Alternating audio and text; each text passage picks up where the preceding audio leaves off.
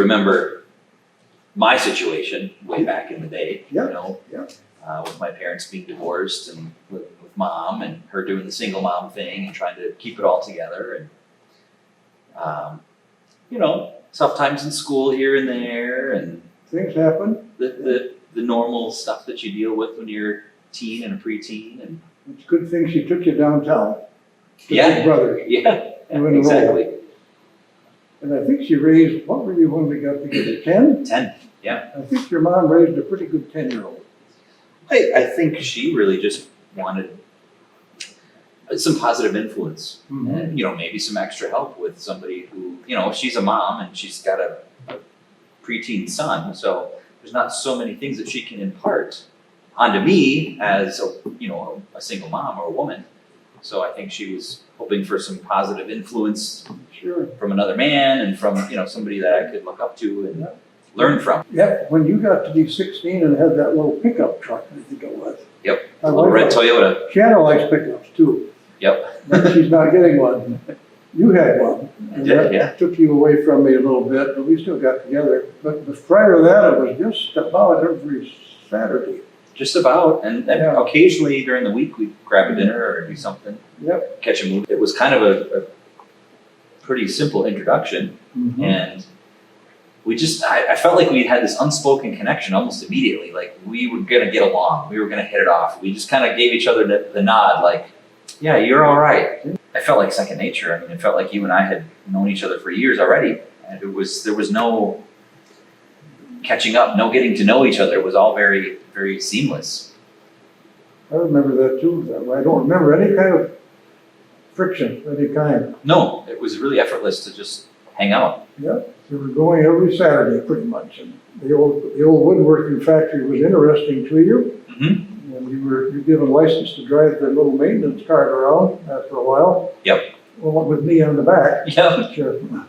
But, you know, at the same time, as much as we did the simple things like that, it gave us a lot of opportunities to talk about, you know, school and life and work and family and future and life. There was a lot of whatever you had going on in your life at the time. You just folded me into it, which was a lot of fun. You know, I got to see things that I wouldn't normally see. Interesting enough. Yeah. And we did do fun things. We saw Johnny Cash together. Yep. And we built the train set together. But yeah, we always seemed to stay connected whenever there was the big life events, even as, you know, I was an adult. You know, we'd always give each other a phone call. Hey, this is happening. You know, I wanted to be successful. I wanted to have the life that you had. You know, people liked your company. You were successful in business. You had a beautiful home, a nice family, and I wanted to emulate that. And the best way that I knew how was to repeat the steps that you took and work hard and do well in school and you know, capitalize on opportunities, take some risks in business, and you know, to get the good life, it takes effort. And you were able to show me not only you had the good life, but all the effort that you put in to make that happen. And it was you were a really good role model for that. That was the biggest thing I took away. That's nice. That's nice. That's nice. There is a lot of it. You got to put in the time and effort, be decent with people, Mm-hmm. and they'll stick.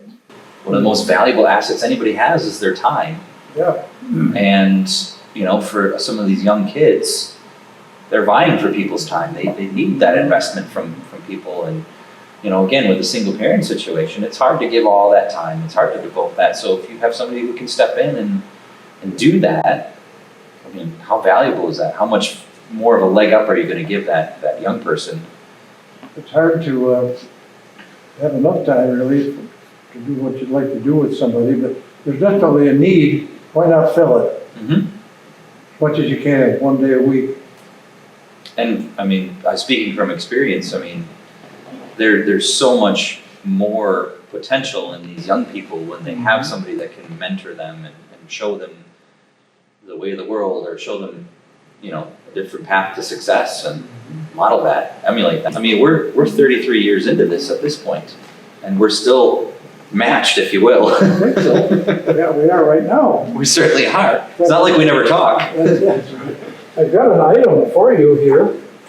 I've got an item for you, you may recall. Oh, I know exactly what that is. You gave me this little box of notes way back when, you know I was interested in ducks unlimited and birds and. I remember it very well. I didn't use many of those, like none. So they're all right there, and I didn't want them to drift out of the family and be gone. I So appreciate here that. they are, still in the extended family. I appreciate that. I can thank you for all of the things that you've done for me over the years and what a big part of my life you've been. Obviously, you know you've been a big part of my life. And you too. Yeah, You filled some holes. Our kids were gone. You were our fifth kid.